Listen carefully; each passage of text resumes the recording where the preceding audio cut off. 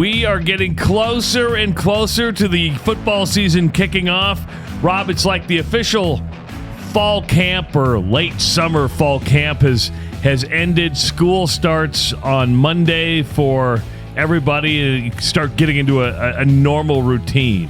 That's it always seems so damn early. I don't know. I'm a Labor Day kind of guy when it comes to school starting. I mean, even for college. It is. I guess I start thinking about that. It's not next Monday, but the Monday after. Yeah. I guess. So, I mean, we're a week out. Yeah, and because, the high schools in Nebraska and elementaries, they've been back to school for a long time. Yeah, we're already... Yeah, I was going to say, I know my youngest week and a half in already. Yeah. In the state of Iowa, and people love it when we talk about the state of Iowa here, but they don't start their school. We're talking about Iowa a little bit today. Yeah, but they don't start school till after the state fair. They can't start till after the state fair. That kind of cracks me up, but I get it. Yeah, I mean, it's a big fair. When is the fair over? Today. So we are recording on Sunday the 20th. The fair ends today. Okay. So, and it's been going for the last, week and a half. Okay. So, yeah, I mean, I don't know if you've ever been to the Iowa State Fair. It puts the Nebraska State Fair to shame. It's a little bit of kind of it's a Midwestern bucket list thing. Yeah. So, I mean, it's kind of, it's one of those, you got to go to Mount Rushmore and see the Corn Palace in Mitchell. You got to go to the Iowa State Fair. It's that kind of stuff. You would love...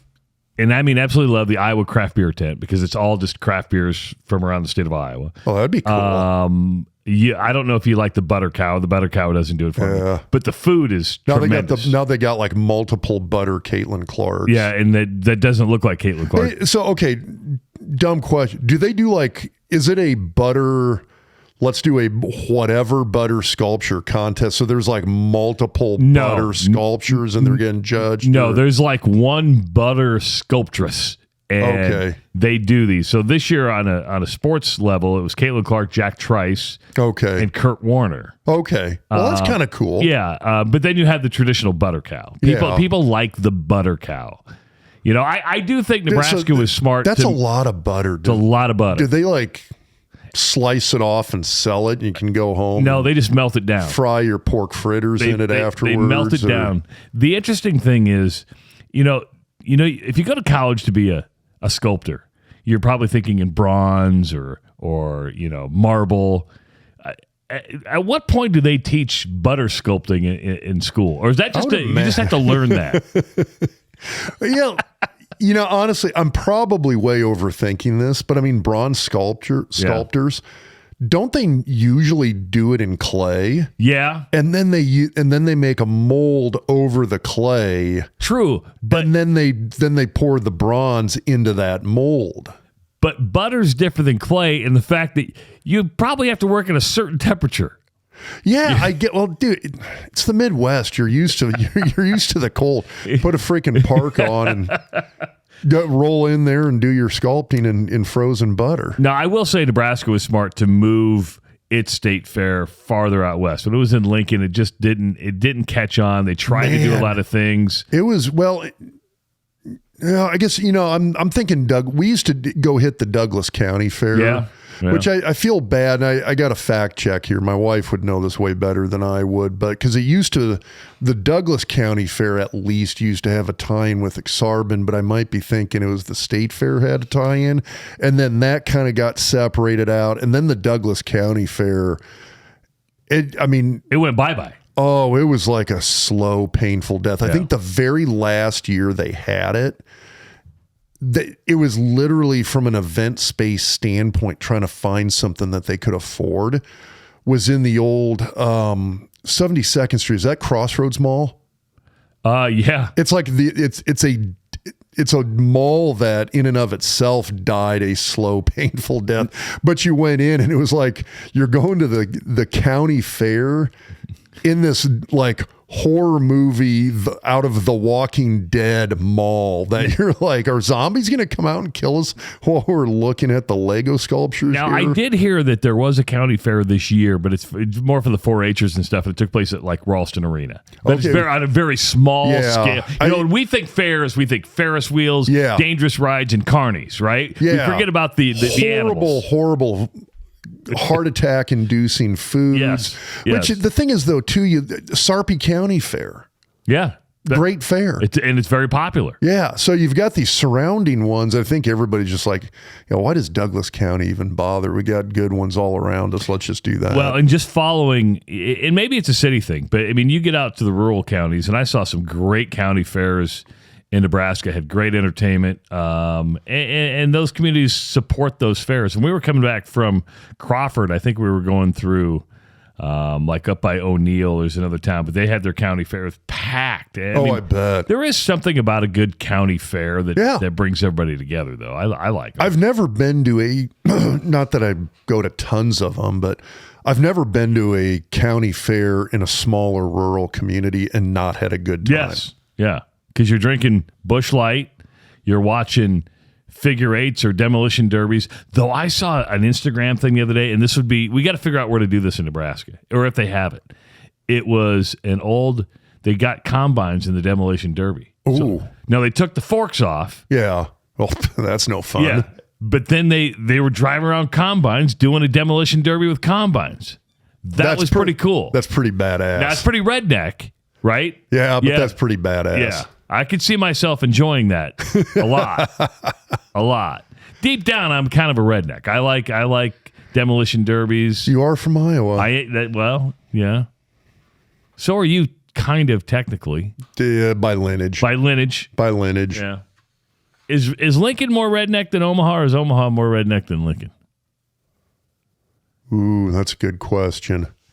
I think Omaha kind of has this. But there's some redneck here. We're the big business, doctors and lawyers city.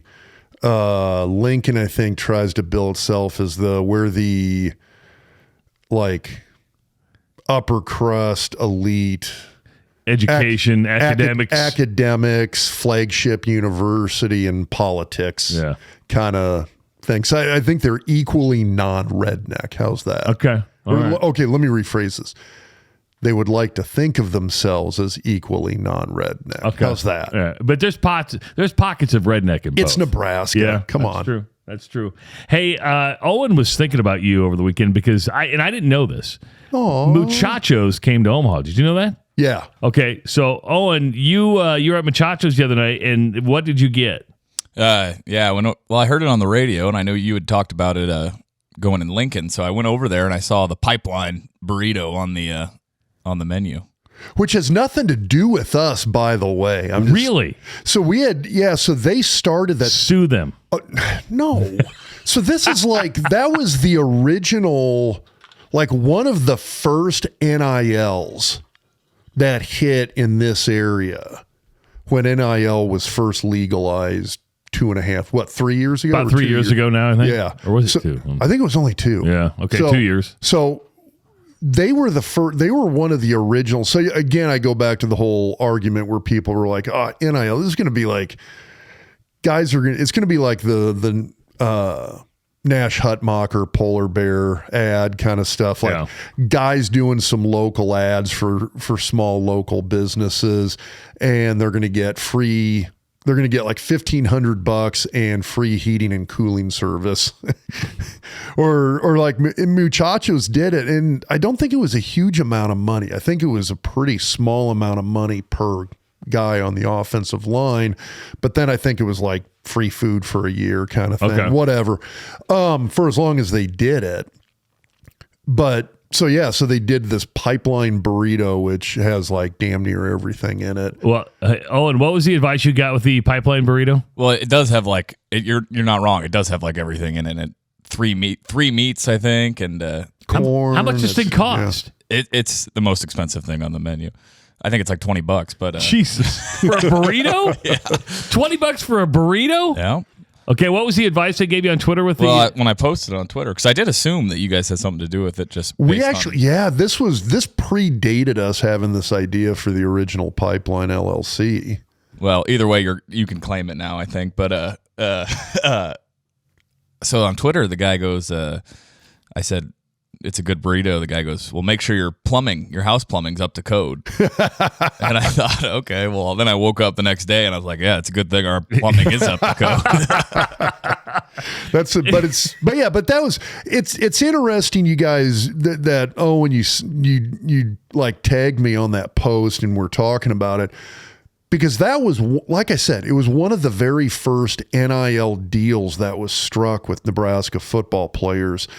And it was 100% within the spirit of what people thought NIL was going to be.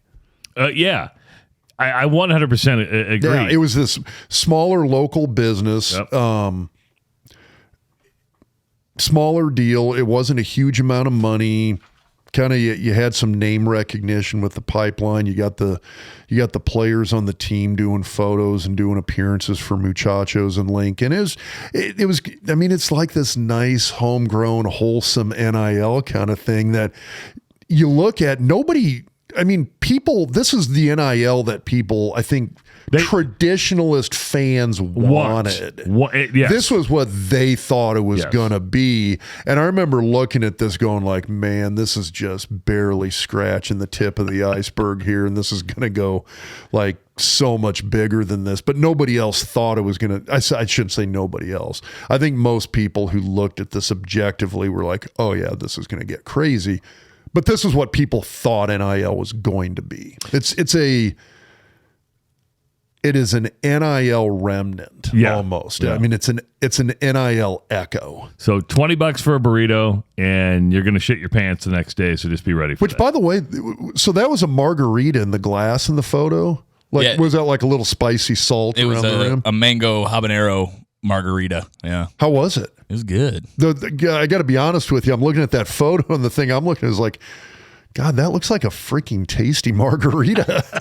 And I'm not even a margarita guy. And we're not drinking this morning because we started recording like 10:30 in the morning, and Rob was in Sioux Falls really late yesterday. So I go, "You want a beer?" And he's like, I'm just going to hold off and in recover. I'm still hitting my coffee now, which, by the way, I haven't tried it, but we did like a real quick post Augustana football fall scrimmage tailgate. Yeah. Popped out the tailgate grill, grilled up some burgers and chicken. My wife runs to the local Hy-Vee up there in Sioux Falls to go do a quick beer run. She finds cross-strain Fairy Nectar Sioux Falls edition. Really? It even says it on the can. It's like, it looks like the regular Fairy Net. We gotta ask Jeff about this. It's just marketing. It's probably the same thing, but just put Sioux Falls on. People are like, yeah, that's our beer. Maybe it is, but I thought it actually said something on the label about like Sioux Falls formulation or something like that. So I don't know if they, I don't know if they like tweaked the formula a little bit, but Jeff's he's the brewmaster. We got to ask him about this. You know, you were talking about NIL. Make sure to reach out to our good buddy Connor Orr, who's a friend of the podcast and a licensed sports agent in the state of Nebraska. He works directly with athletes and businesses to help them navigate the ever-changing landscape of name, image, and likeness. Connor also focuses on corporate and personal injury litigations in both Nebraska and Iowa, and he can work with you on your business planning, estate planning, and real estate transactions. Call Connor today at 402-408-6488 at Orr and Horrigan PC. I mentioned Matt Rhule, and I was watching his news conference yesterday. They had a little scrimmage yesterday. You can tell he looks tired. And being a football coach, it's just, I can't imagine the hours that it consumes and just the pressure that starts to build because of the expectations. Here's what he had to say right afterwards, just about ending fall camp and then starting preparation for the Minnesota game, which is now less than 2 weeks away. So they have a chance to kind of recover now. You know, we've gone really hard. For some of them, it's the hardest thing they've probably ever done, and it's good. And so I'm pleased with them. So we'll take 2 days, and then we'll kind of, go 3 in a row. Tuesday, Wednesday, Thursday. We'll have a mock game Thursday night under the lights. I'll come in Friday, do some stuff, give them Saturday off. Then we'll practice on Sunday like a normal game week, give them Monday off, and start again on Tuesday. So in terms of opponent, scout, and prep, really talking completely about the opponent. We'll introduce some things on Tuesday, Wednesday, Thursday, and then really that Friday will be truly a, hey, hang everything up. Hey, we're in game week. I actually kind of believe him because what he said earlier before that was they haven't spent much time on Minnesota because if you start game prep too early, you get to the game, you're just like almost bored. You know, I don't know if it's a bored thing. It's a mental exhaustion thing. Football is one of those sports. I mean, I don't want to say you can over prepare. There's always more preparation you could do. And I would probably also say 1 week is probably not enough. The problem is that it becomes mentally exhausting after a while. Yeah. You almost have to limit it to 1 week, because if you try to do more than that, it just, you kind of mentally get burned out on trying to prep for that one opponent. And we did a little bit of extended prep for some opponents when we were in college. You always ran a few plays, 2, 3, 4, 5 plays every day in practice, all season long, against Colorado's defense, against Oklahoma's defense. They were the two rare teams that still ran in that era kind of a 3-4 or 5-2 type front. They ran an odd front, like the true nose guard, 2D tackles over the offensive tackles, 2 outside linebackers, 2 inside linebackers, which again, pretty similar to what we've seen at Nebraska under like what Chenander run, and kind of a variation of which that they're running now down in Lincoln with Rhule, where you've got the 3 defensive linemen as opposed to 4. Most teams over the last 20, 30 years have done a 4-man defensive front.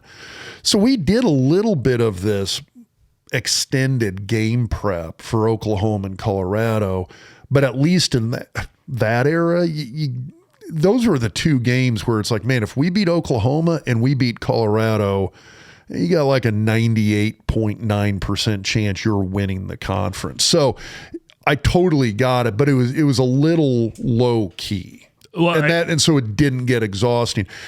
The things that would sometimes get exhausting, bowl game prep could get exhausting mentally. That's like a month long of It's a month long of prepping for one team. I mean, by the time you get to game week, you've watched so much film. It's almost, you're getting burned out almost.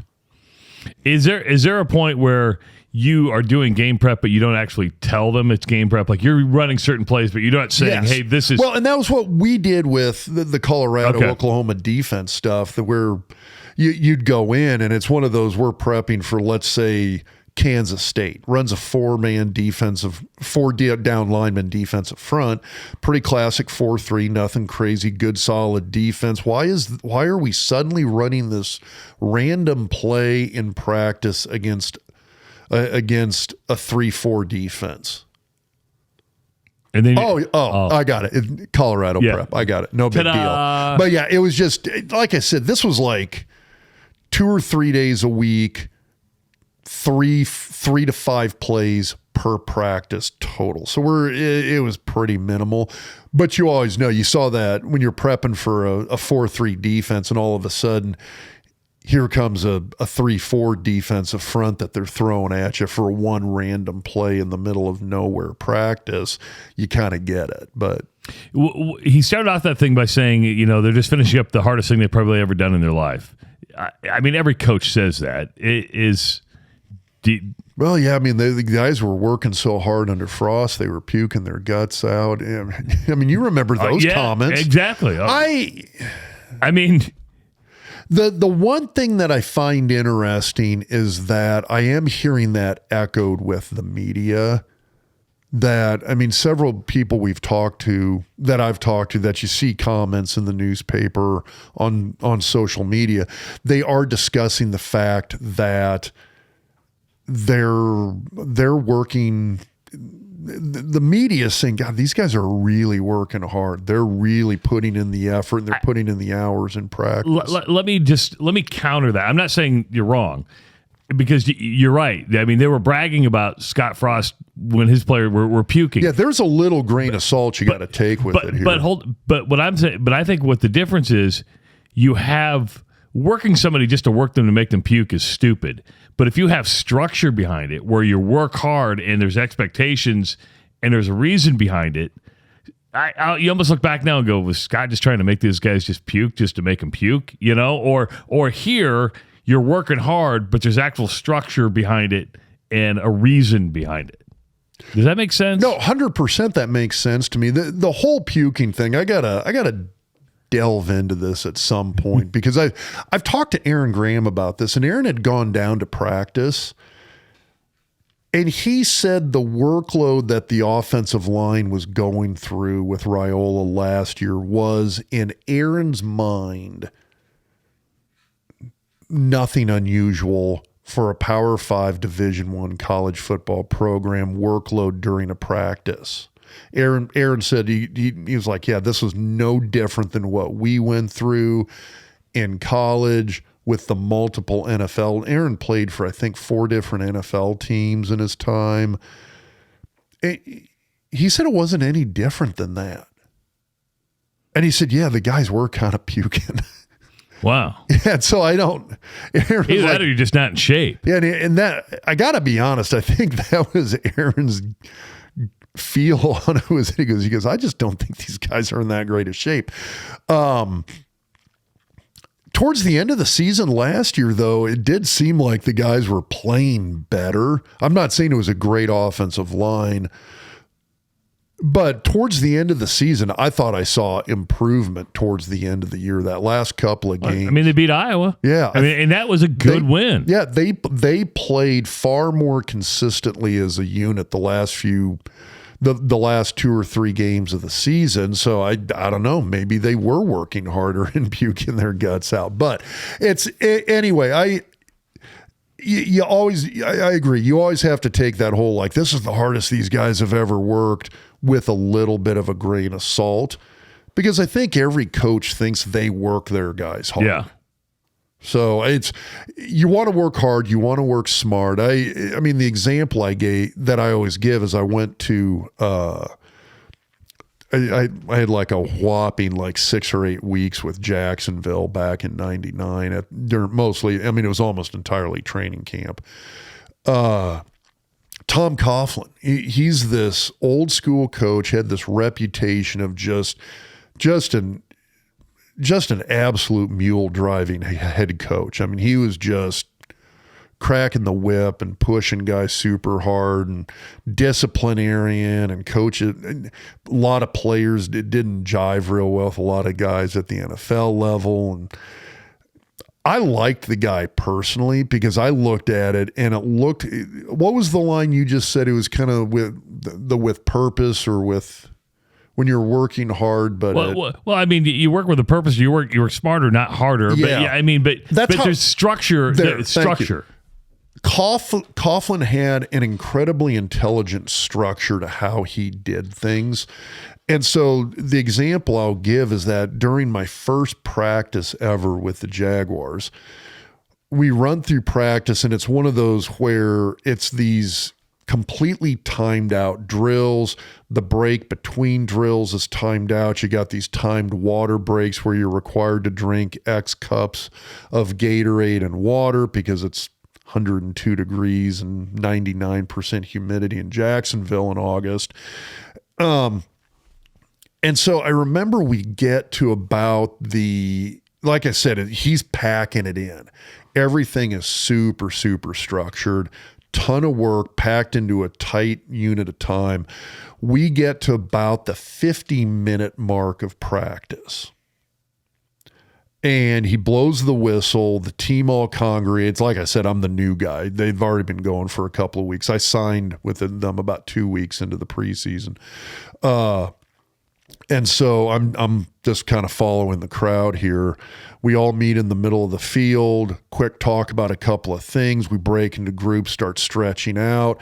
And I'm thinking, okay, it's insanely hot. They've got this incredibly well-structured hydration and flexibility program built into the practice. You're always doing these quick little hydration and stretch breaks. I'm thinking, okay, we're about an hour in. This is a structured stretch break. We're going to stretch out really good, which we were doing. And then we're going to get back at it for the second hour of practice, because your average football practice would run about 2 hours in the NFL. Okay. college, high school. I mean, back in that era, that was kind of the norm. Yeah. Was you do about an hour and a half, 2 hour practice. No big deal. That's what everybody does. That's what we all did. But you're getting paid millions for. Exactly. Well, I wasn't getting paid that much. This is 1990 still. Keep that in mind. Anyway, so we get done with this stretch break. Everybody re-huddles and does the ready break, go Jags, head to the locker room and shower up, meetings in 15 minutes. And I'm like, wait, we're done? That was it. It was like this 50-minute, he did these 50-minute practices, but it was so ungodly structured that he packed all of this stuff in, and you're sitting there going like, okay, well, we did X amount of team drills. We did their individual unit drills for the O-line, and then we did all the pass offense, did the run offense. We did one-on-one with the D-line. I'm like, yeah, that was a 2 hour equivalent practice. We just packed it into 50 minutes. So it was really work smarter, not harder. Yeah. I mean 100%. And I was just like, oh my God, I love this guy. I hope I make this. I hope I make the team and play here for a decade. Of course I didn't. And there you go. But and that's fine. But it was this huge amount of work, very intelligent, very structured. And if that's what Rhule's doing, I love it. So, we'll see how this pans out. It worked well for Coughlin, I'll say that. I had to chuckle. I don't know if anybody else in the news conference caught it yesterday. I think it was Sean Callahan asked the question, but it was like the typical, are you going to release a 2D, depth chart? And will that be the first week? And things media and fans love that coaches hate. And he looked at Keith Mann, who's the sports administrator, and goes, we do that? He goes, yeah. And then he turns to Michael and goes, I've never been asked about a depth chart so much in my life. And it was just one of those random thoughts in his head. He's like, I've never, because I'm sure he's been inundated with That's awesome. I don't even know if he he said it. It was one of those goes, I've never been asked so much about a depth chart so much in my life. And then he just went on. I'm like, oh, that's very telling there, because it shows you that coaches don't really give a shit about a depth chart. And where they're at right now, and we'll get into it a little bit later on when he talks even about what they're going to do for captains, that he's like, if they can play, they're going to play. Yeah. If it's no matter where you're at, if you can play, you're going to play. I think that's the case. They're going to get you out on the field. But what is it more of a media demand or is it a fan demand? Because I think Osborne led to this because he put it out all the time.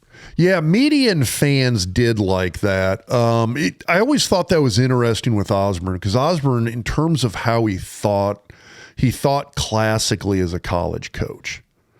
And the depth chart thing, that's an NFL mentality. It is. And I also think that's why Rhule doesn't think that way, because he is not an NFL guy. I mean, we saw how that went with Carolina. Yeah. I would be shocked if he ever goes back to the NFL. But that's an NFL thing. You've got your starters, you got your backups. That's it. That stuff's kind of written in stone. And part of the reason for that is because dollars and cents ride upon that in the NFL. If you're a starter, you're going to command X number of dollars next time that contract rolls around. And so that's stuff that gets documented pretty heavily. And so people want to know that. In college football, you look at where Rhule's been at. I'm not sure the Temple fan base and the East Coast Philadelphia media really gave much of a rat's ass about Temple's depth chart. So I don't think he heard that much there. When he went to Baylor, I'm a little surprised that maybe wasn't a thing at Baylor, because I think even in Texas, even the schools that aren't Texas and aren't Texas A&M, you're still in a fishbowl down there. I agree with you, but I think what he's getting at is just the constant questions about it. Like, when's it come? I mean, so. Yeah, I would have thought he would have gotten that at Baylor, though. Maybe not. Maybe if it wasn't like in the game one notes, maybe, but it's like, hey, when's it coming? When's it coming? When's it coming? And I do think for Nebraska fans, when it's the fishbowl here is real. It is. It's now. I'm not saying. I don't say that in the sense of, oh yeah, Nebraska, it's like we're better than anybody else, or this is this amazingly awesome place, which to a degree I think it is. But the fishbowl thing is real here. I think that fishbowl effect, I think, is part of what led to Scott Frost's downfall. I think it messed with his psyche in terms of how he dealt with this place, coming out of high school, coming back here in college, and then coming back as the head football coach. I think that always kind of messed with him, and it was something he didn't like and didn't want any part of. And I don't think most people like it that much. No. I think Osborne hated it. I think Osborne might have just been better at dealing with it than most people. But I think that's what Rhule's referring to when he says that. You would rather be in a fishbowl with a fan base that cares than in a place that doesn't care. Maybe not. Really? I think Frost and his staff freaking loved it at Central Florida in hindsight. Wow. I think those guys are sitting there going like, oh yeah, biggest mistake ever was leaving Orlando. Yeah, but you're talking it's not an apples to apples comparison as far as money. It's not. No, it's totally not. And I get that, but if you look at it in the sense of what you want. Yeah. I mean, if you're a football coach, I am a coach's coach. I want to be out there grinding away with the guys out on the practice field, imparting my knowledge as a coach. If you remove the money, I mean, granted, I can get $2.5 million more a year here over a 5-year span. And now my grandkids are set for life. I get it. But if you remove that and you're looking at it just from the pure football perspective, I don't think coaches want to be in that fishbowl. Okay, that makes sense. I think they do want fans at the game. They want supportive fans. They want a supportive athletic department. They want a supportive university administration. You want that, but I mean, at the end of the day, you don't want that intense fishbowl. There's a point where it almost gets kind of too much. Do you know where? I mean, Iowa lives in a little bit of its own fishbowl. It's not too much there. 100%. Now, it may help that there's 2 Division I schools, and you actually have UNI to alleviate. So when you don't have just the sole, that's one entity is the sole focus. I mean, if Iowa was the only school, the mentality there is just different. The hardcore Hawkeye fans. Do you know why that is? They're fine with an 8-win season. And you know why? Because when you grow up with Michigan and Ohio State always dominate, you knew where your place was in the pecking order. Nebraska came for where it dominated the Big 8, for a portion of dominated the Big 12, won national titles. And then you go to. But you go to these eras where Oklahoma owned Nebraska. But do you think Oklahoma has a fishbowl? I do.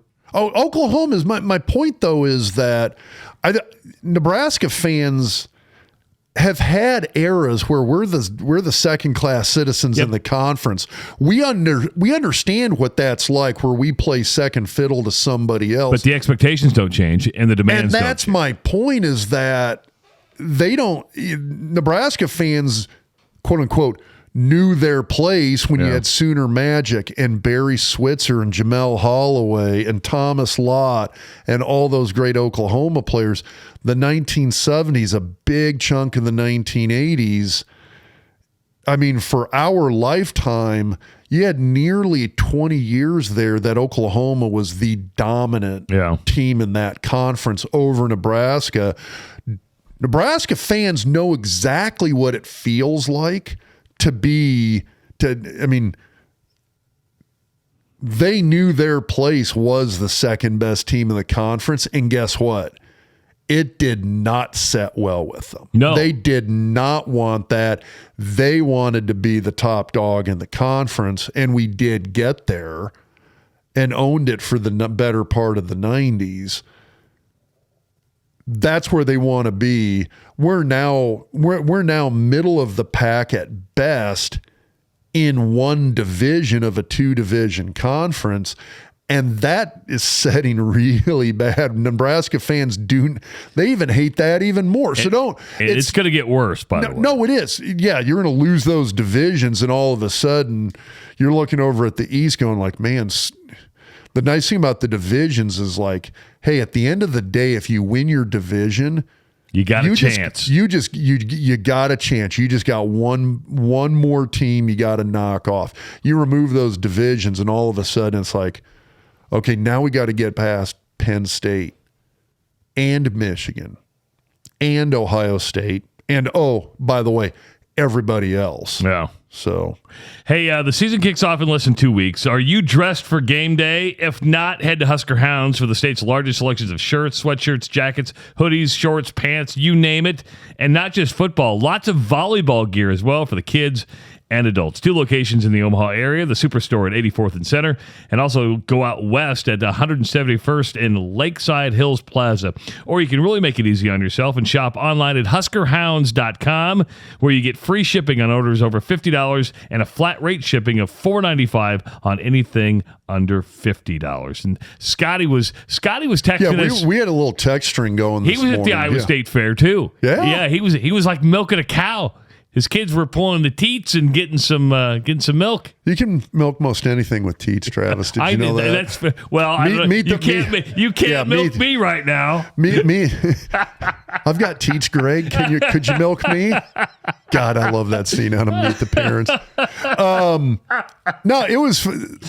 I know Scott was talking about. He said they're flush with volleyball gear for the big volleyball day, which is. Yeah. Which is going to be great. I mean, it's one of those, if you want to get there, go give him a call and hop online, see what he's got, because I guarantee he always has great stuff. You know, we were talking about the depth chart. Jeff Sims is the number 1 quarterback. That's no secret. One of the knocks on Sims that's going to drive Husker fans nuts and maybe, you know, a reason for worry is the dude was turnover prone at Georgia Tech. Very turnover prone. Guess who else was turnover prone?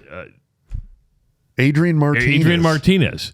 But dude, even Casey Thompson, that was one of the knocks against him at Texas was the turnovers. So Rhule talked yesterday about, you know, you can't run and hide either, right? You have to be somewhat aggressive, and he's seeing positive things out of Sims, and here's just kind of his thoughts and their approach to, you know, going big and trying to make big plays happen. It's a fine line, right? Like, you know, we talk about the toxic battle here. It's an old Brian Billick stat. You know, we want to win the turnover battle, but also win the explosive play battle. So we can go out there and go into a shell and, you know, not turn the ball over ever, but, you know, go 3 and out. It's the same thing, right? So we want to be explosive, and I think Jeff is learning that line of when to be explosive, when not, when to take a chance and when not to. So we don't want to play scared. That's the biggest thing for this group is they can't play scared. So, but I think he's done a really nice job, Steve. I think he's playing really good football, and there's still a lot to learn. You know, I know we're playing on 8/31, but there's a lot of games after that, and so we're just trying to get better and better and better and better and better every day. So, I think we'll see him play really good football this year. Did you hear that? I know we're playing on 8/31, but there's a lot of games after that, which is, to me, what I hear him saying is, okay, it's going to get better as the season goes along. You may not totally like what you see. Well, yeah, and you can't go into a shell after one game. No. Minnesota's a good. So we're going to get to Minnesota a little bit later on. They're a solid team. So I do worry about them. These guys got to get out and just play a game, and I think that's what Rhule's saying. And I know that sounds sort of a stupid, simplistic way to put it. Until you get out there against somebody wearing a different colored helmet, there's a lot of things, even as a coach and as a team, you don't know. And it's sort of like the whole Affordable Care Act, where we got to pass the bill to find out what's in it. It's that kind of thing where it's sort of. You just started a shitstorm. That's going to nuke me on Twitter here. It's like that. I mean, to a degree, as an athletic team, as an athlete, no matter what the sport is, you can practice, spar, practice until you get out there and do it in competition against an opponent. There's a lot of things you're not going to find out. Here's what, speaking of the depth chart, so we're going down to 2, maybe 3 on the depth chart for quarterback, and we're talking about Chubba Purdy and Heinrich Harburg, and very, very quick of what Rhule had to say about his backups. I think they both are ready to lead. I think they both are. We can win with both of them. Yeah, I mean, I say that because they bring different attributes to the table. He can win with both of them. And I took it out, but there was like somebody within the group goes, both of them? And it was like, how about any of them? But what's he supposed to say? You have to build confidence. You can't go, well, I think we're fucked if Sims goes out. You can't say that. No.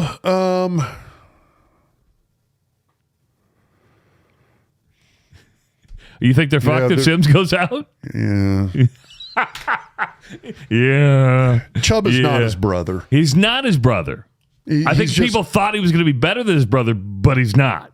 Yeah, I think they're looking and going like, yeah, this guy came from Florida State. It's great. I mean, yeah, there's a reason he hit the transfer portal. Yeah. So he's not the worst, but I mean, we saw him play last year. So, but I don't think you're going out there and, I mean, there's a reason they went and got Sims. Yes, they needed a quarterback. And there's a reason they even went and got Sims over Casey Thompson. I mean, there's a reason. So, a lot of teams go out and get quarterbacks. We'll get to Iowa a little bit later, but Cade McNamara, there's a reason Iowa went and got Cade McNamara. So, Spencer Petras had a COVID year, and they were like, yeah, it's just time to go away, right? I mean, because I get it, and that's I appreciate him sticking it out. I appreciate Harburg sticking it out. I think Harburg's got maybe some skill set that lends him to being sort of this kind of the utility knife, Swiss Army knife kind of guy, where it's one of those where he's sort of like that Luke McCaffrey, where you're like, you know, we're going to keep you in the back pocket as a potential backup quarterback. But by the way, you're pretty good catching the ball here too. And you know what else? You look good running the ball, dude. Maybe you ought to try. Maybe we should try a little bit of that with. Well, and Coach Rhule said yesterday, he's more that dual threat. Chubb is probably more of a running threat, but Harburg had more of the dual threat. So yeah, I'll be curious to see where all of this ends up, because I do look at Harburg and I'm sitting there going, I haven't watched Harburg play quarterback much at the college level. It's not like I go down and watch a ton of practices. So my knowledge base there is a little bit limited. When I did watch him in high school, the thing that stuck out to me is that when you looked at guys coming out of Kearney Catholic High School, it was guys like Matt Masker were the guys who were lighting up defense with the numbers. Yeah. Harburg, you just didn't, I mean, his numbers were great, but it wasn't these, oh my God, this guy's just nuking Kearney Catholic's opponents in high school. What you saw were these athletic measurables. You saw the height, the arm strength, the athletic ability, the speed. And I'm looking at that going like, this is another Luke McCaffrey. This is a guy that I think 30, 40 years ago, Osborne would have been calling up like he would have been with like Clester Johnson, who was a hell of a quarterback in high school, and going, guess what? You're a wingback. You're a guy who can block, you can run the ball, you can catch. You're a wingback now, which I think still kind of has a little bit of a role in sort of that small, fast tight end in Rhule's offense.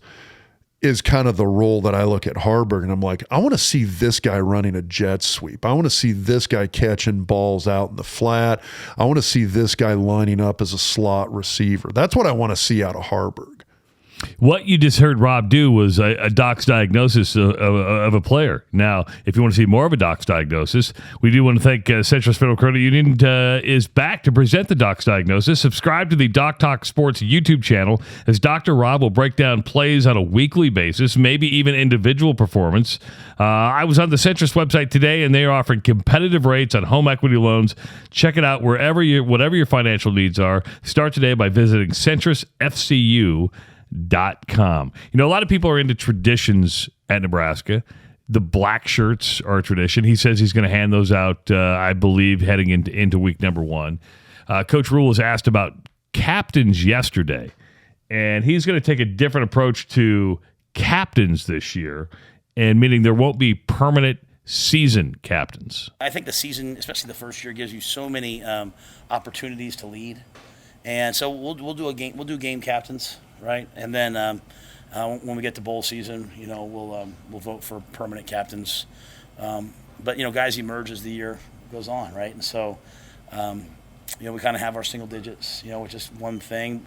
We'll have a unity council. Guys will vote for guys onto that. So what you're looking for is different opportunities for different guys to serve in different ways. And You liked it when he said unity council. Your eyes perked up a little bit. I think if you take the reason I like that is because if you have some kind of organizational structure within the team in which the team deals with its own problems. I don't mean this. That sounded really bad because that sounded very Northwestern or Penn State-esque. We'll just deal with this internally and it'll be fine. In a good sense, you want a team to be holding itself and its individual members accountable. And that was the purpose of the Unity Council, is that you had that accountability within the team. Did you find that was better leadership on the Unity Council as opposed to team captains? No, I actually, or is it different? Maybe I'm a little biased there because I was one of the team captains my senior year. Okay. So, because when we did it, it was the team voting for it. The coaches didn't have input. It was literally sit down, piece of paper, write down one name, write down two names. Offense would vote for two offensive captains. Defense would vote for two defensive captains. And I remember when I got elected, there was a couple of guys that came up to me and were like, "Hey, dude, voted for you. Hope you get it." And it was one of those like, oh my God, that's a heavy dose of accountability there when somebody tells you, "Hey, I voted for you as a captain," and there's some expectation of leadership there when that happens. And I think in a healthy team, that can be a very good thing. I don't necessarily have a problem against either method, doing the permanent captains at the start of the year, doing the weekly captains during the season. And I think what he's saying is, he needs time just to find out who's a leader. Yeah. He hadn't been here long enough to do that. Let's put a bunch of different guys into that role. And I think it's healthy to also ask, hey, we kind of need everybody to step up here. And that was sort of the expectation when I was at Nebraska as well, too, because, again, the Unity Council, if I'm remembering correctly, the Unity Council members were voted on by the position groups. I think each position group would send one or two guys to the Unity Council was how it worked. I could be wrong on that recollection, but that's how I think about it. So again, it was this, you kind of had this heavy dose of accountability there in terms of how that worked. But yeah, I think you kind of want everybody to step up. I get the idea though of having the permanent captains as well too, because if you have sort of there's kind of, if there were issues of where, sometimes as players you did disagree with decisions the coaches were making. Really? And a lot of that. You mean it just, from. Oh, you've got a little bit of a, hey, we're the guys out there on the field. Listen to us. Or at least listen to our advice. Yeah. And Osborne was always very good about that. He and the coaching staff under Osborne, they were good in that sense. And the story I always tell was we had a 4th down against Oklahoma in 91 at the end of the game. Could have kicked a field goal. We called a timeout, went to the sideline. And I've told this story before, but just Osborne asked the offense, and I was a redshirt freshman. I'm like low man on the totem pole, so I'm keeping my mouth shut. But Osborne was like, do you want to kick a field goal? Because that had put us ahead by, I think, a point at the time. Do you want to kick a field goal? We're probably winning the game with a field goal. Or do you want to go for it? You guys are the ones out there. What's your gut feel? And everybody's like, dude, we're going for it. Then he asked us what play we wanted to run, and he gave us 2 options, one to the left, one to the right. And everybody's like, nah, we're running the power. We're running the pitch. We're gonna go right at them. We're gonna run it right down their throat. Got the first down, scored the next play, won the game. Scored a touchdown the next play, won the game. But it was he was willing to put that trust into the guys on the field. And so as a captain at the time, I think part of that role was you kind of served as a conduit to the coaching staff, where if there was on-field issues, off-field issues, anything the players were like, hey, guys, you're the captains. Here's kind of our gut feel on this. You guys go take that to the coaching staff. And so, it was kind of sort of a designated communication line to the coaching staff. Same thing with the Unity Council. You had all the guys on the Unity Council as well. So, I mean, we as the Unity Council would oftentimes approach the coaching staff with issues and, hey, you made this decision. We think this might work better. And I'm not talking about necessarily about game planning and stuff. I mean, it dealt with disciplinary actions and things like that. Did they listen to you? Yeah. So very well, quite frankly. And that's the only way stuff like that works. You can have it, but if you give suggestions and there were recommendations we made that I'm not going to go into it all here, but I mean, we're talking stuff that people would be like, oh, no way, really? So that's how that panned out. Where it was coming from the players and we're like, hey, we disagree with this. We think we ought to handle it this way instead. And I think that'll be better, or we think that'll be better. And then the coaching staff was, okay, all right, it's your team rule. We'll follow your recommendations in terms of enforcing that. So they did listen and they did. So now there were times they were like, yeah, no, I don't think so. We're going to go with our original decision. But there was a number of times where they very much were like, okay, you know what, fair enough. We'll take your advice and go with that. Well, but that's business, right? I mean, if they take some of your suggestions, at least if they veto it, they're like, okay, I get it. I mean, we're not. Yeah. I mean, that happens in business every day. It probably happens in your work every day. Yeah, and I would probably say in terms of the recommendations we gave coming out of the Unity Council, I think it was or if the team came to the captains and said, hey, let's do this instead, and we took it to the coaching staff, I would probably say 2/3 of the time the coaching staff would, all right, we're in agreement with that. Let's do that instead. I mean, 2/3 of the time the coaches are changing decisions based upon what the players are asking for. The other comment that I thought was kind of interesting, Rhule, it sounded like he said, hey, when we get to bowl season, we'll lock in captains. So he's saying they're going to a bowl game. I think that's kind of interesting because I think in his mindset, he's going, yeah, we're going to get 6 wins and we're going to a bowl. And we'll be talking about those win totals just momentarily, because another reason to subscribe to the Doc Talk Sports YouTube channel, Behind the Point Spread, presented by Betfred Sports. Every Wednesday during the college football season, we go live on YouTube to break down the big games in college football. Your first show will be on August 30th, and we're joined every week by Nebraska native and professional sports handicapper, the one, the only Scott Spreitzer. It is a call-in show, and we go for about a half hour, 45 minutes, and it's a lot of fun. So make sure to mark your calendar for August 30th for the first Behind the Point Spread show. Speaking of Behind the Point Spread, you can get in on some pretty good win totals now on college football. You still have time to bet those futures. And last week we took a look at the East Division when it came to those futures. Now we're moving over to the West. We'll start from the bottom, work our way to the top of the lowest win totals to the highest win totals.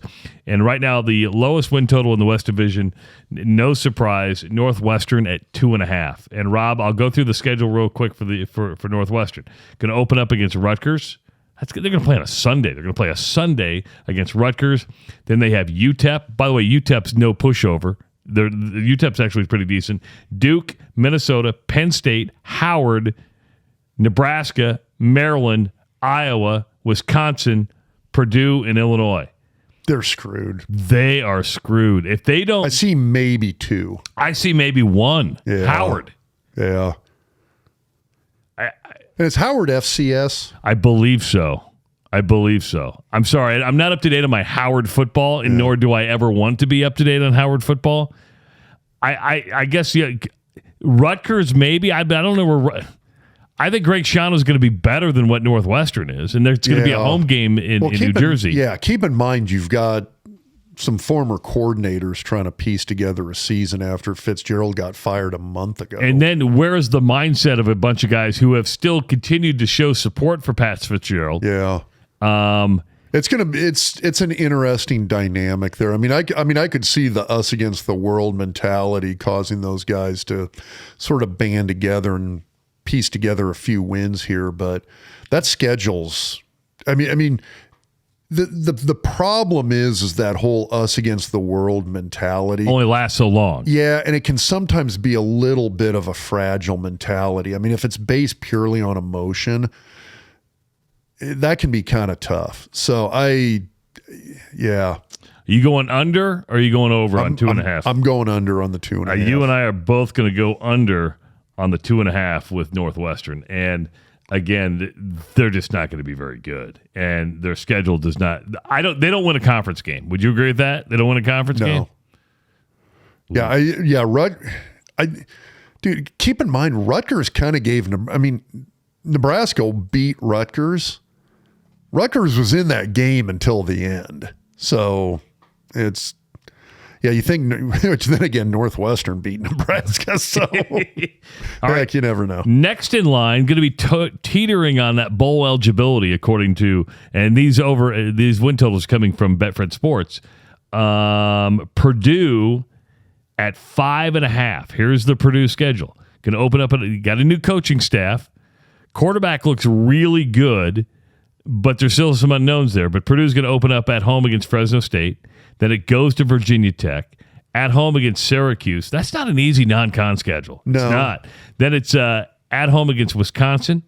At home against Illinois. Goes to Iowa. At home against Ohio State. Goes to Nebraska. Goes to Michigan. At home against Minnesota. Has Northwestern at home. And then Indiana at home. I mean, if we're really talking 5.5 as the over/under, I'm going under. I'm going under. I'm going to go with the under too. The one I'm seeing maybe 5 is where I'm at. The Syracuse game intrigues me. Yeah, I don't think they can win at Virginia Tech. I don't either.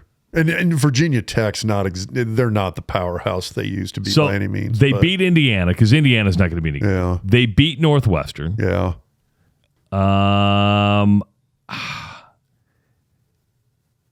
Do they beat Fresno State? I think they beat Fresno. That's at 3, Rob. Where else do you have them winning? Give me the others. Syracuse at home? I said that is kind of a maybe in my head. That's the maybe, but that would get you to 4. Virginia Tech on the road, Wisconsin at home, Illinois at home. You go to Iowa, Ohio State at home, on the road at Nebraska, go to Michigan, at home against Minnesota. You got the Northwestern game we already counted as winning. Indiana.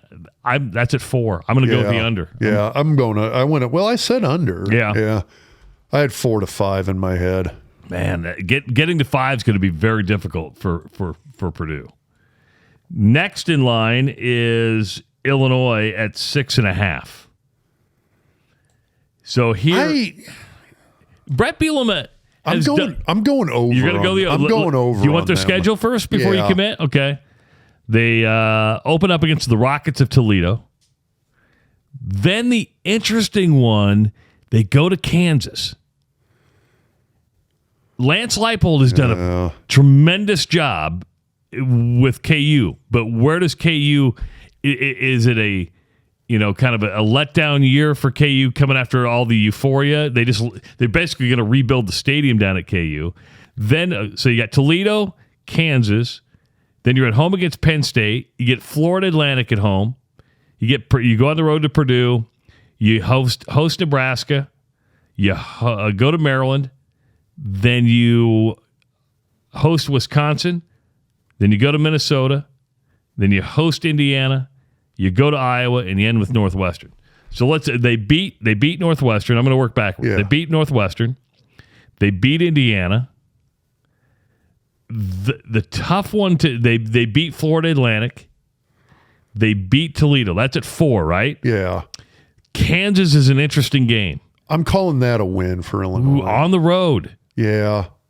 Okay, you're going to give them the Kansas I don't think win. they care. I think Bielema is a pretty good coach in terms of that mental prep. So I think they beat KU.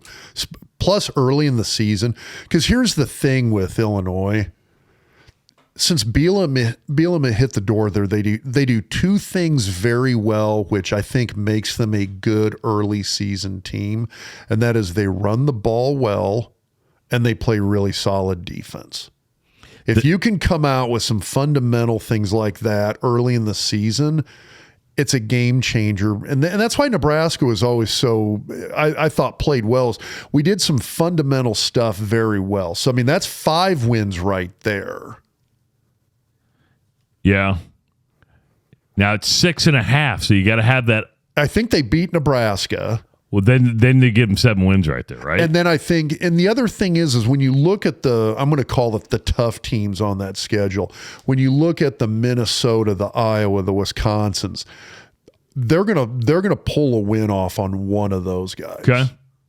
All right. So Rob's going to go. I mean, I think out of those teams that are really, really good football teams, they're going to get a win from somebody.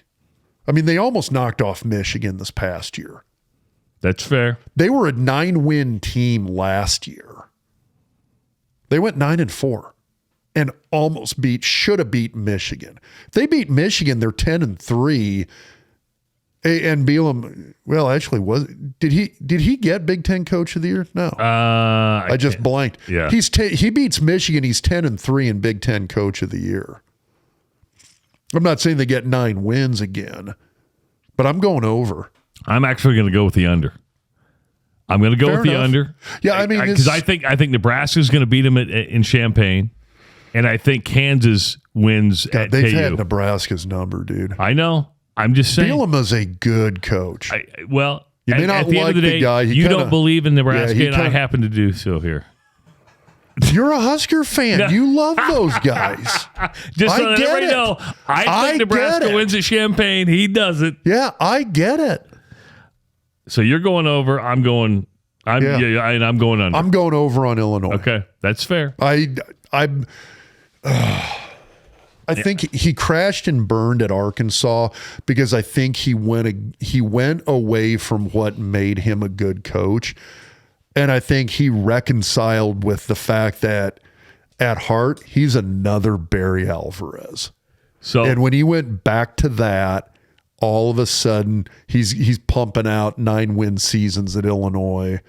And Illinois is one of those places they're like the Missouri of the Big Ten. Yeah.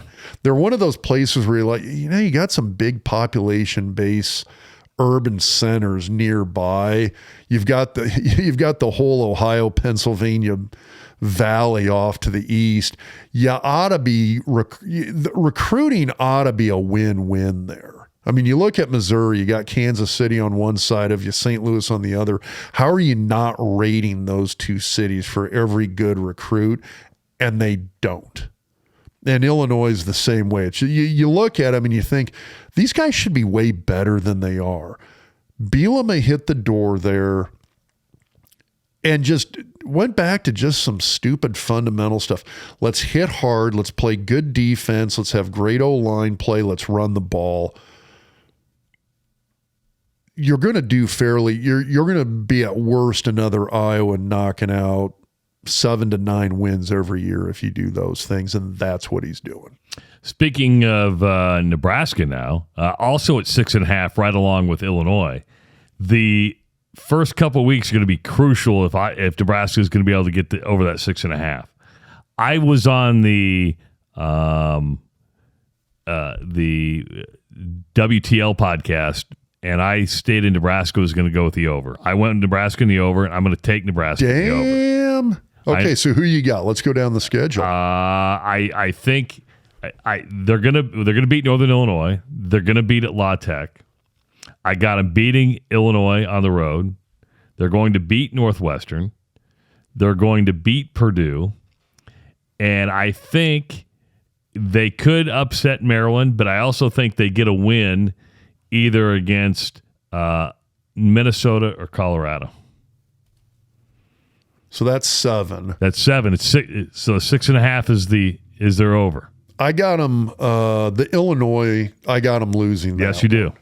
So I got 6. So technically, I got. You're going the under then. I got them going. Technically, I got them going on the under.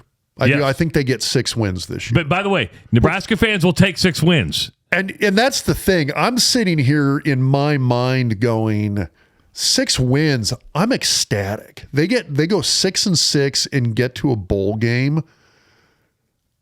I'm drinking the Rhule Kool-Aid at that point. I'm all in. Now, I'm not saying I haven't been drinking the Kool-Aid a bit. I do think the guy's a very good coach, and I love the track record he's had at Temple and Baylor. But keep in mind, his first year at both places. And you've said like 3 weeks in a row you've said that. Yeah, Baylor. Good reason they went 1-11 or 1-10, whatever it was that first year at Baylor. That was not his fault.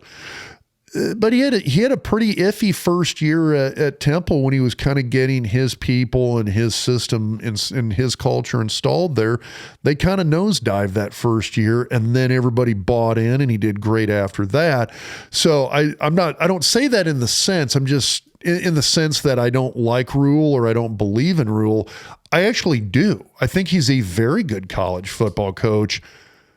But if you follow what he's done in the past, if you follow the trends of the teams that he's coached, there's a little bit of a hit in the reset button in that first year. And I've got a million reasons why. And it's a new quarterback. It's an offensive line that is still a little bit of a patchwork quilt. You've got some big question marks on an injury standpoint there on that offensive line. You've got major question marks at tight end and wide receiver. Who's going to rise to the fore there? You're replacing Trey. I mean, These are big question marks that team is going to have to answer this year. I mean, last year, I'm looking at, they got Trey, they got Casey. I'm like, we may not win a lot of games, but they're going to put some numbers up. We're going to be in a position to win games last year. This year, that's still a massive question mark. Yeah. Now, they open up the season a Thursday, August 31st at Minnesota. So we're going to find out a lot about Minnesota and Nebraska early on. Minnesota also at 6.5, Rob. No, Minnesota's at 7.5. Yeah. So 7.5 for Minnesota, who opens up against Nebraska, plays Eastern Michigan. Don't look past Eastern Michigan. They'll win that game. Well, in Minnesota, I mean, they've been taken to a few years ago, I remember they got taken to the woodshed by South Dakota State and lost on a horrendous South Dakota State lost the game because of a horrendous officiating call. I'm not willing to. So Eastern Michigan, then they go to North Carolina.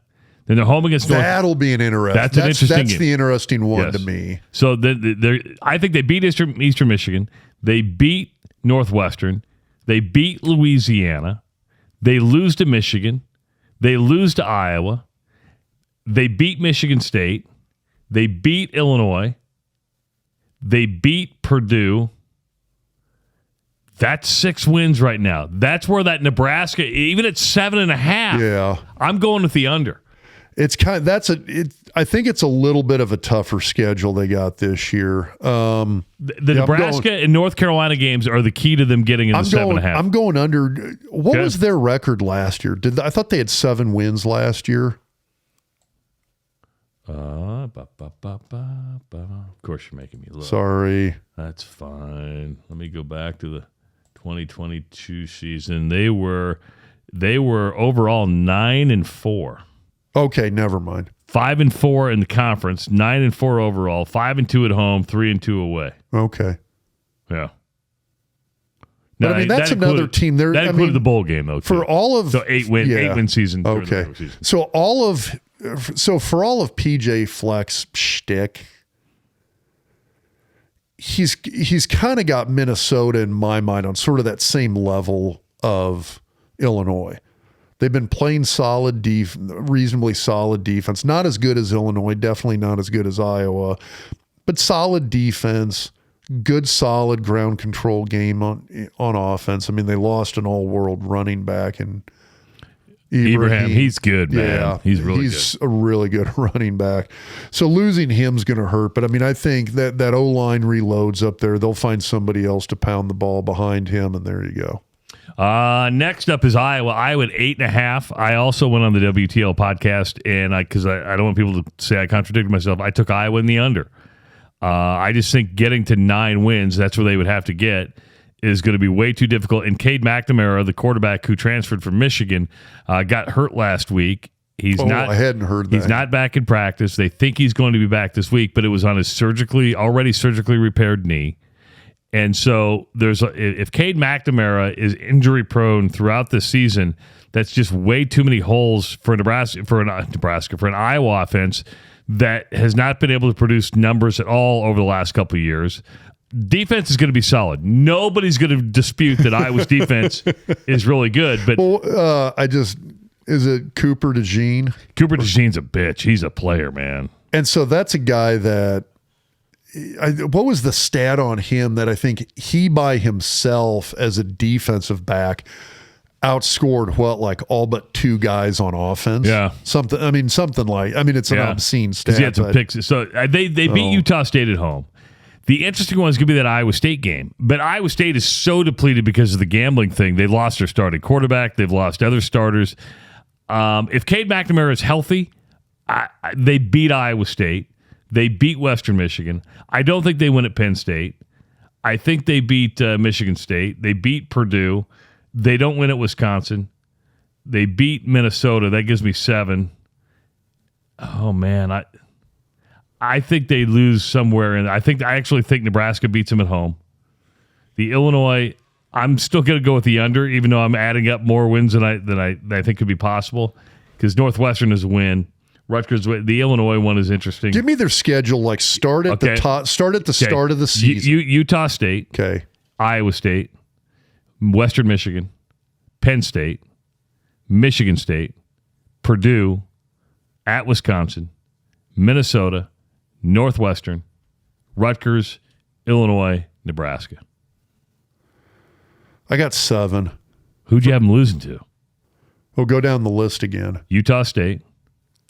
Iowa State, Western Michigan, Penn State, loss, Michigan State, Purdue, Wisconsin, loss, Minnesota, loss, Northwestern, Rutgers, Illinois, loss, Nebraska, loss. Yeah, that's 5. Yeah, 7 and I got them at 7 and 5 in my head. I'm going under. I have them at 8. I think they win 8. So technically under. Yeah, and that's the under. Yeah, and people say, and when you get up to this number of wins, all of these over-unders we're talking about. I mean, we're talking a half a game on the over-under here, and that's why that 0.5. Yeah, there's one game which again, that's why it's an over-under, and that's why the over-unders where it's at is. I think we're right there with some of the people who are making these picks in our minds. We're like, oh God, there's the game this is going to hinge on. Now, Wisconsin was picked by the writers in the Cleveland Plains dealer poll or whatever that was to win the West Division. They are also at 8.5 games with Iowa as the 2 highest in the division. Going to open up against Buffalo. Then they're go to Washington State. At home against Georgia Southern. I'm holding up my finger. Well, that's a win. And I'm like, well, shit. They knocked off Nebraska in Lincoln. Go to Purdue. At home against Rutgers. At home against Iowa. Go to Illinois. At home against Ohio State. At home against Indiana. Or go to Indiana, rather. At home against Northwestern. At home against Nebraska. And then go to Minnesota. So before the Minnesota game, God, I could see them going 9 or 10. I'm going over on Wisconsin. Over? Yeah, I'm going over. Why the Luke Fickell love? I mean, you're talking about a team that had a transition into it. I mean, I know it wasn't empty there, but Luke Fickell's getting a hell of a lot of love here. It is, but I think they have the offensive line is still pretty darn solid. They got, is it Braylon Allen, the running back? Braylon Allen's coming back. You've got some proven guys on defense coming back. There's two. They didn't lose too much. Here's the interesting part. So you're going to go over on Wisconsin. Yeah. I'll go over on Wisconsin. Yeah, and the other thing is Fickell knows the Big Ten. It's not like he doesn't know how to win in this conference. He spent enough. He had the 1 year. I think he was a little overwhelmed. I get it. In that 1 year as the head guy at Ohio State. But that was also a year in which their best quarterback went down injured in the game against Nebraska, and it basically took their offense out of that game and allowed Nebraska to come back. So to recap, Braxton Miller doesn't get hurt against Nebraska in that game. Ohio State wins. Yeah. So that definitely played a role in the game. He knows the Big Ten though. That's all I'm saying, and I think that's why he gets a lot of love. Is that it's like Bielema coming back to the Big Ten. He kind of gets it in terms of how to win in this conference, and I think Fickell spent enough time as a D coordinator, both with Tressel and then again under Urban Meyer, to know how to win within this conference. So to recap, Rob and I both go on the over with Wisconsin. We both go on the under with Iowa. We both go on the under with Minnesota. We go on the under with Northwestern. I go with the under on Illinois. Rob goes with the over. I go with the over on Nebraska. Rob goes with the under. And we both go with the under on Purdue. So those are the recaps of the win totals for the West Division. And for all of you looking at placing some NCAA win total bets, place any Power 5 win total wager at Betfred and be eligible for an immediate 10% back on up to $100 in Fred bets. Download the Betfred Sports app today. Remember, you must be 21, located in the state that Betfred is operating. Now, if you're in Nebraska, you can go over and use it in Iowa. You don't have to live there, or even in Colorado. Just drive across the border, download the app, and you're off and running. Don't forget, if you do have a gambling problem, call 1-800-BETS-OFF. Before we close up today, Scotty Strunk from Husker Hounds sent us something, and the song's not out, but one of his buddies is doing like a Weird Al Yankovic type thing, or maybe he's super serious behind it. We've all heard the song Thunderstruck. They're doing. I haven't listened to this yet. So it's only like 14 seconds long. This will be first time for me, too. I'm going to tell you right now, it's going to suck.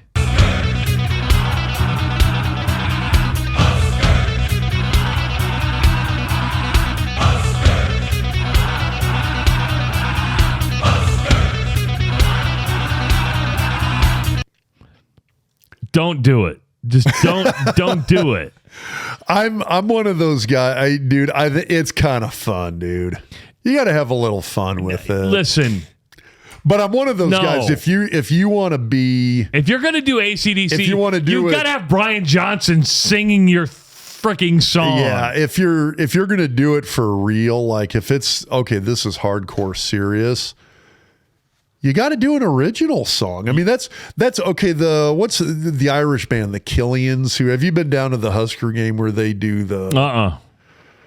So it's an Irish band and they did a Husker song, but it's literally like an Irish pub Husker song. I mean, if we could probably find it. I mean, Owen, if you want to try and Google that on YouTube real quick, it's not that hard, but. Yeah, neither one of us can play audio. If I'd have known that, I would have been able to plug it in. I didn't even think about it. I didn't realize you were. I didn't know you had downloaded that. Well, because he sent it to us earlier, and I'm like, oh, this, and then I started. I'm like, oh, don't do it. Yeah, but this one with this Irish band, it's an original. Okay, that's fine. They came up. It's their own original Husker song. Yeah, and I'm sure it's set to maybe some traditional Irish tune, but it's an originally all the words written out, blah, blah, There's blah. been some good and not some good original songs about Nebraska football too. No, I know. Yeah, I totally get it. But, because somebody's just sitting there going, oh, I got this great idea for Husker Struck. And then you're like, oh, don't do it. Just don't do it. That's kind of fun. But yeah, it's if you look I'm meaner than you, by the way. If you're looking at it from the standpoint of, hey, let's do something, have a little fun with it. Yeah, knock your socks off. If it's, oh no, I'm hardcore serious about this, then it's like, yeah, maybe not. How about just maybe not? Maybe not. Hey, we do want to thank our good friends at Husker Max for distributing this podcast. Head to huskermax.com for the latest news and opinion from a variety of voices out there. David Max and Joe Hudson do a great job of that website, and they're very, very kind to distribute. Big thanks to Owen Justice for producing today's podcast, as he does each and every week. If you haven't followed us on social media, follow Dr. Rob on Twitter at Doc Talk Sports. You can follow me at Travis Creates. Follow the Doc Talk Sports Facebook page. And please, please, please, please, please subscribe to our YouTube channel. It's not that hard. And this podcast, if you're listening on Podbean or iTunes or wherever you're at, you can also find it on YouTube and see what Rob and my reaction are every time we do something. Next week, we promise we'll drink beer next week, okay? We'll drink beer next week. We just needed a little bit of a break from drinking beer. For Dr. Rob Zatechka, I'm Travis Justice. We'll talk to you next time on the Doc Talk Podcast, presented by Betfred Sports.